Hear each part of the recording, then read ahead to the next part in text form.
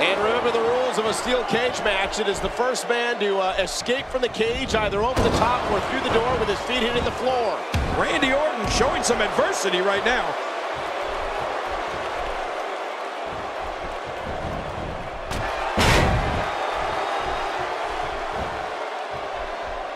Another amazing singles contest. These two never cease to entertain the WWE Universe. And there goes Rollins. Oh, man. Rollins was dropped like a sack of potatoes. Seth Rollins leads a quiet life away from the ring, but his love of sports entertainment began when he was 3 years old. Rollins' father and grandfather took him to see his first WWE show at the Wharton Fieldhouse in his hometown of Davenport, Iowa, and that's when it all began. Oh, boy, that's one way to keep him in the cage. So what do you think about Seth Rollins? Well, luckily the body hasn't absorbed too much of an attack up to this point. Oh, that hurt.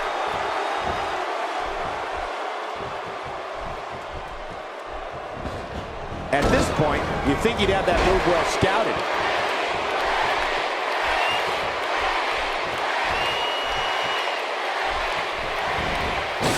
Michael, Seth wanted to follow his dream to WWE, literally.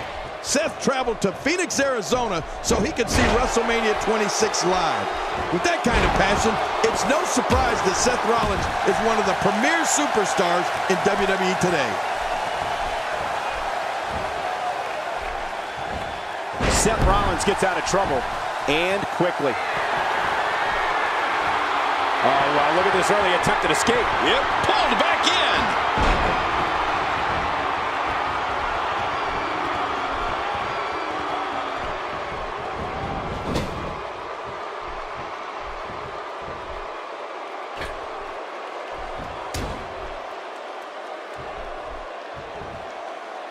Looks like he's pinpointing the back. It's no secret Seth Rollins grew up with a dream of being a WWE superstar. Very few people know that Rollins was actually in the crowd at WrestleMania 26. No one knew that just 3 years later, Rollins could make his own WrestleMania debut as a member of The Shield. Well, you know, Michael, the WWE roster is full of stories of superstars following their dreams to make it to the big time. But few of those stories include a superstar like Seth Rollins, who was actually in the crowd for a WrestleMania. It doesn't get much cooler than that.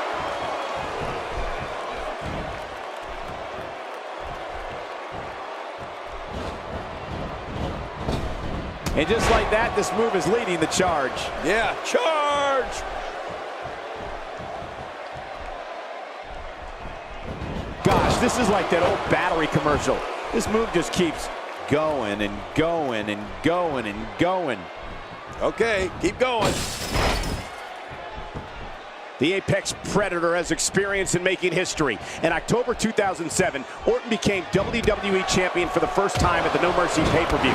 It began when Mr. McMahon awarded Orton the championship. Then the Viper defeated a familiar figure throughout his career in his first title defense, his former mentor, the Game, Triple H.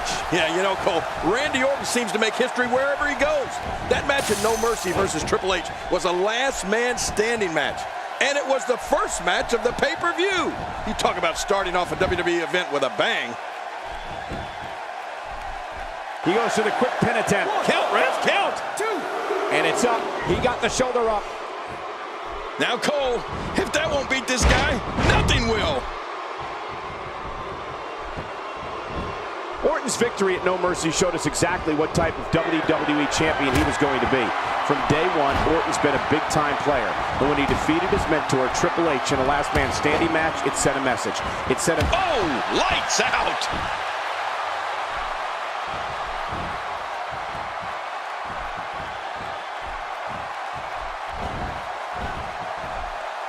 People have been wanting to see these guys go at it for a long time, and by the sound of this crowd, I think they're getting what they wanted.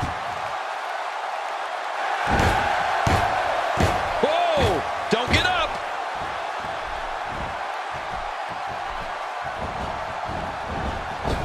Quick thinking to avoid that. Hey, the shoulders are down! Michael, you talked about Randy Orton and his making history at No Mercy 2007. He had a 6-month reign as champion, and as we all know, it would not be his last time wearing the WWE Championship around his waist. I think Randy feels the WWE Championship should be his by default until he decides. Randy Orton unleashes the RKO, and it's all over but the crowd.